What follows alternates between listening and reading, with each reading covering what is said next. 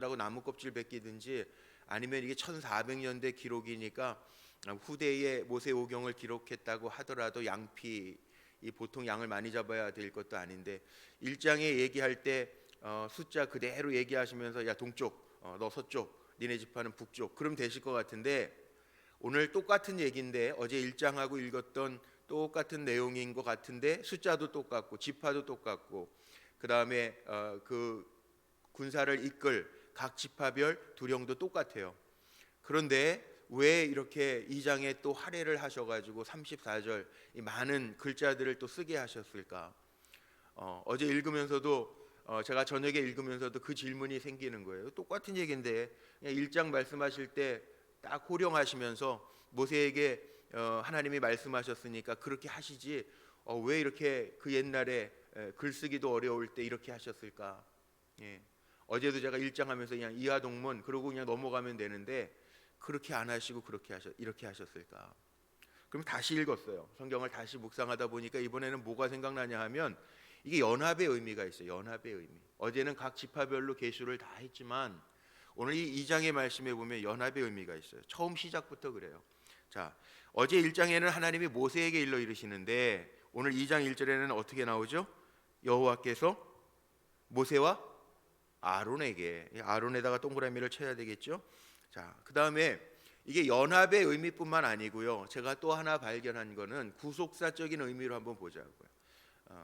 그러니까 성경은 주로 이제 성경을 잘 읽고 말씀을 준비할 때 꼭 한번 점검해 봐야 될 게, 이게 나하고 무슨 관계가 있는가, 하나님의 구원의 역사하고 무슨 관계가 있는가, 이 구속사적인 관점으로 성경을 읽어라, 뭐 이런 책들도 나오잖아요. 구속사적인 관점에서 보면, 자 여기에 보면 연합의 의미가 있다고 그랬어요. 제가 눈에 들어오는 게 그거더라고요. 아론에게도 말씀하셨구나, 연합하라고 하시는 거구나. 그리고 보니까 풀려요. 2절에 보니까 이스라엘 자손은 각각 자기의 진영의 군기와 자기의 조상의 가문의 기, 그 옛날에 우리나라도 뭐 주몽이라고 하는 드라마나 뭐 이런 거 보면은 뭐 다 이렇게 기가 있죠. 기, 자기네 그 나라를 상징하고 백성을 상징하는 기가 있단 말이에요. 기호 곁에 진을 치되 회막을 향하여 사방으로 치라. 회막, 하나님의 임재를 상징하는 회막을 향하여 사방으로 진을 쳐라. 동서남북으로 진을 쳐라. 이렇게 하나님이 구체적으로 명령하시는 거예요. 지도자 모세와 아론이 잘 연합해서 야 이렇게 진을 쳐. 12지파, 하나님은 정말 정확하신, 숫자까지도 우리는 계산기 두둥기면 딱 나올 것 같은데 성경에 이미 다 하나님은 말씀하시는 거예요. 그냥 딱딱 맞아요. 다 60만 3,550 딱 나와요. 근데 여기에도 보면요, 그대로 나오는 거예요. 진을 치되 회막을 향하여, 하나님을 향하여 사방으로 진을 치게 하고, 동방, 다른 데는 서쪽, 뭐 남쪽 그러는데요. 18절에 보세요. 서쪽에는 이렇게 나오잖아요. 그런데 동쪽은 어떻게 표현하죠? 3절에 보니까 동방 그다음 뭐예요? 해돋는 쪽. 거기에 대장 지파가 누굽니까?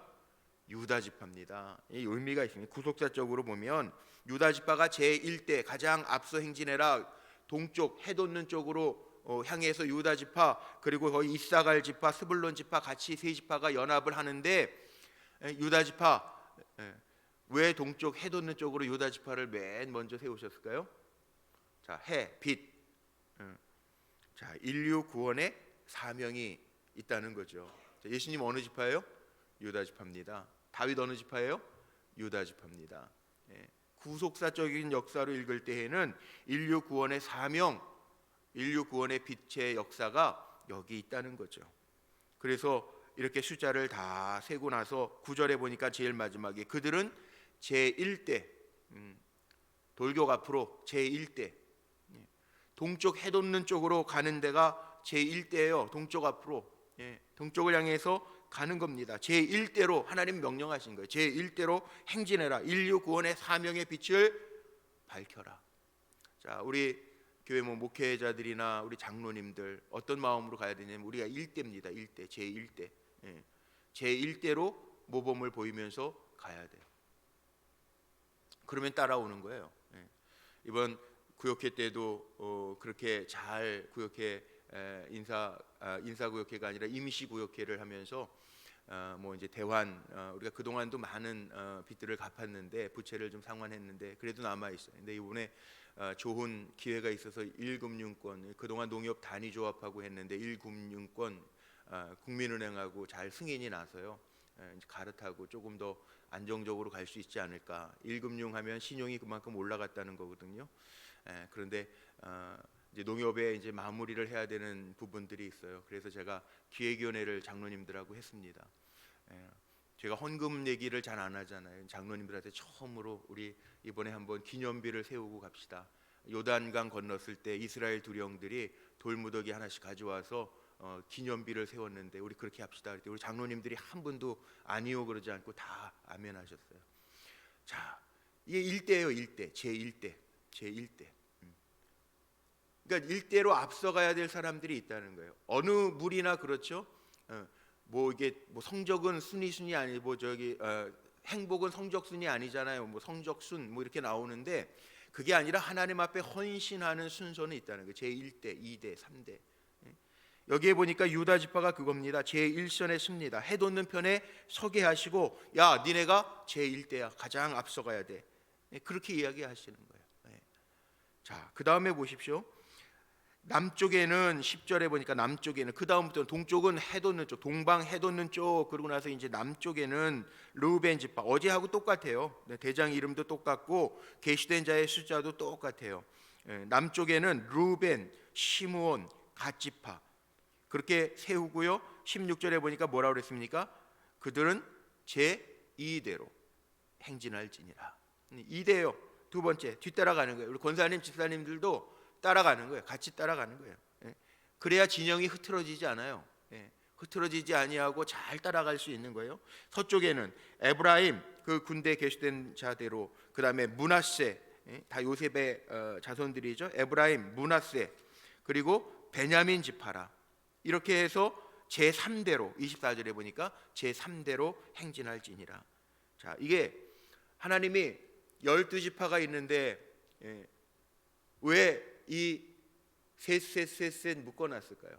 물론 성막을 중심으로 동서남북 네 군데를 잘 에워싸고 하나님 중심으로 움직여가라, 하나님의 말씀 중심으로 움직여가라, 하나님 모시고 살아라 이런 의미도 물론 있습니다. 그런데 왜 3대씩 묶어놨을까요? 이도 각별한 사이라는 거예요.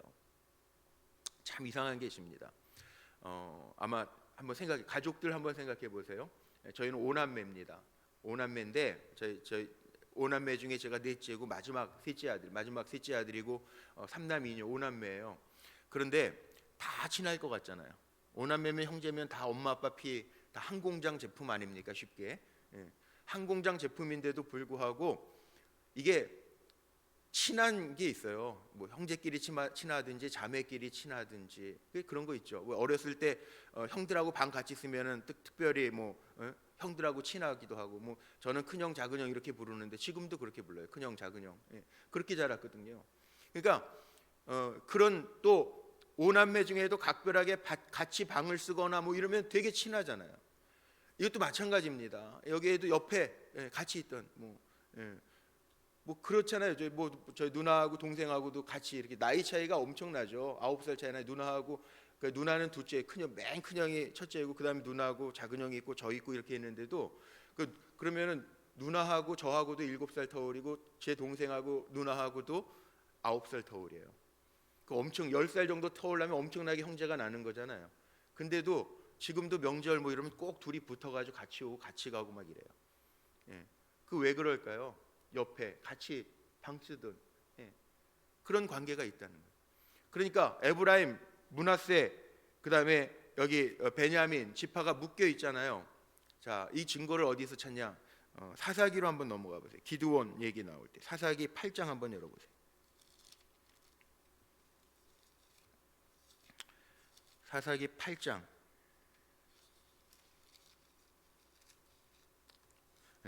사사기 8장에 1절 2절 한번 제가 읽을게요. 사사기 374쪽이네요. 구약성경 사사기 8장 1절 2절을 제가 읽어드릴게요. 한번 생각하면서 읽어보세요. 에브라임 사람들이 기드온에게 이르되 야 네가 미디안과 싸우러 갈 때에 우리를 부르지 아니하였으니 우리를 이같이 대접함은 어찌 됨이냐 하고 그와 크게 다투는지라. 기드온이 그들에게 이르되 내가 이제 행한 일이 너희가 한 것에 비교되겠느냐. 에브라임의 끝물 포도가 아비에셀의 만물 포도보다 낫지 않겠느냐. 기드온이 왜 에브라임에게 이렇게 해명을 했냐 하면 6장인가요? 그 6장으로 한번 또 넘어가 보세요. 6장에 보면은 6장 15절에 있네요. 15절에 보면 기드온이 어떤 지파였나 보세요. 그러나 기드온이 그에게 대답하되 오 주여 너는 큰 용사라 했을 때 기드온이 대답하는 거예요. 내가 무엇으로 이스라엘을 구원하리이까. 보소서 나의 집은 어디? 므낫세 중에 극히 약하고 나는 아버지 집에서 가장 작은 자니이다. 자, 므낫세 지파, 에브라임 지파. 기드온은 므낫세 지파란 말이에요. 자, 진영 대대로 다시 앞으로 넘어가 봐요. 민수기 2장에. 자, 여기에 보니까 서쪽에는 에브라임 지파, 그다음에 무슨 지파? 므낫세 지파, 베냐민 지파. 이 세 개를 묶어 놨어요. 근데 이스라엘을 치러 갈 때 사사 시대에 이스라엘이 미디안을 치러 갈 때 기드온이요.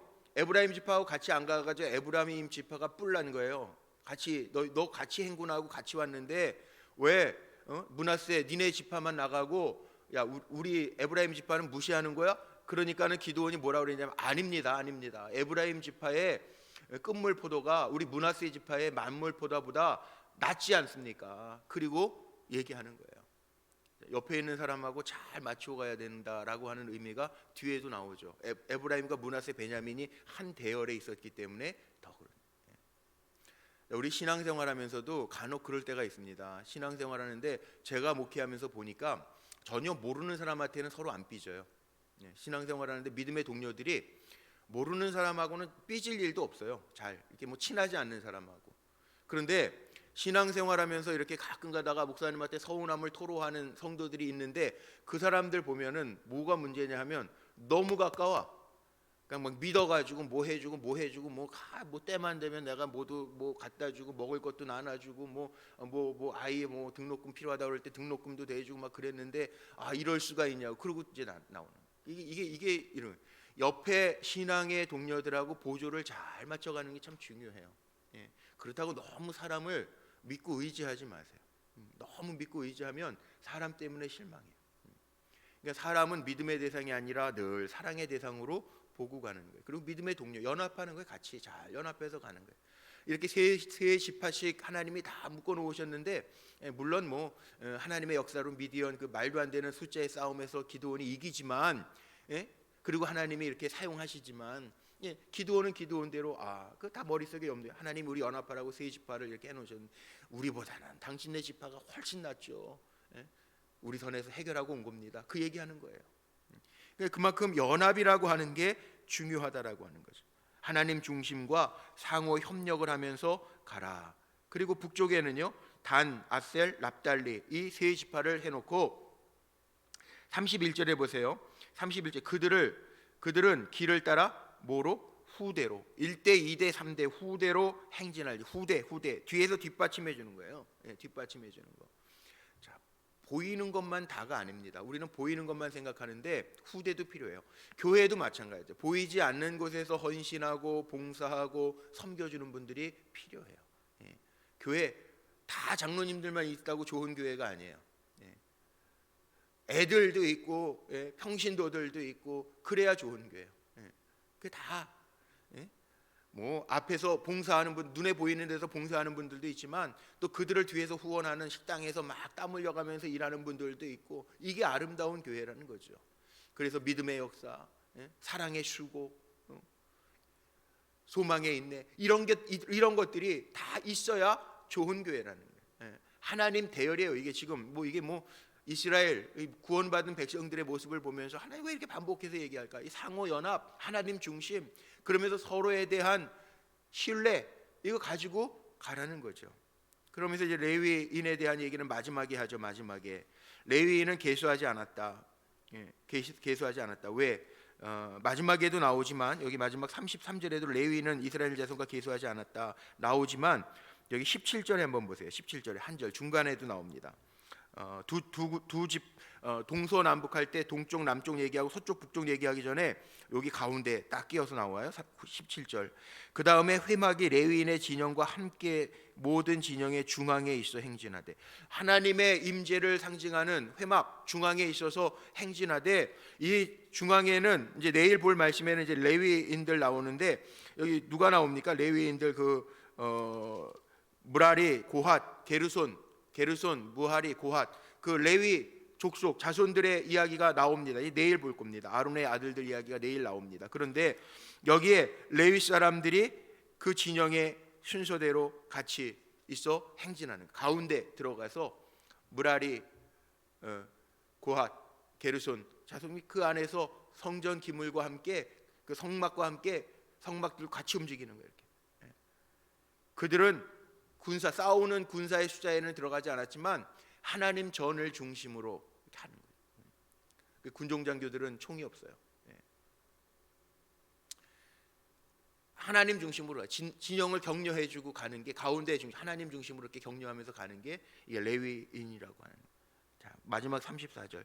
제가 민수기 읽어가면서 이 말이 제일 많이 나온다고 그랬죠. 민수기 80번 나와요. 하나님의 말씀대로 말씀을 따라 준행하였더라. 이 말씀이 80번 나와요. 오늘도 많이 나왔죠. 자, 34절에도 보세요. 이스라엘 자손이 여호와께서 모세에게 명령하신 대로 다 준행하여 각기 종족과 조상의 가문을 따르며 자기들의 길을 따라 진치기도 하고 행진하기도 했다. 상호 협력하면서 같이 가는 겁니다. 같이 가는 거. 교회도 같이 가는 겁니다. 하나님의 영광을 위해서 우리가 같이 헌신하고 같이 노력하는 겁니다. 야, 이번에 니네만 해, 우리는 안 해, 이게 아니고 같이 가는, 그게 좋은 아름다운 모습. 내가 직접 못 가면 우리는 뒤에서 기도할게, 앞서 나가, 그러고 하는 거예요. 오늘 이 민수기 2장은 어제 1장하고 똑같은 말씀인데, 잘 찾아보면 이런 구원의 역사들이 담겨져 있다는 거, 하나님의 뜻이 담겨져 있다는, 하나님 중심으로 움직이고 그 다음에 상호 협력하라라고 하는 말씀이 담겨져 있다는 거 꼭 기억하시고, 오늘도 어떻게 살라고요? 하나님 중심으로.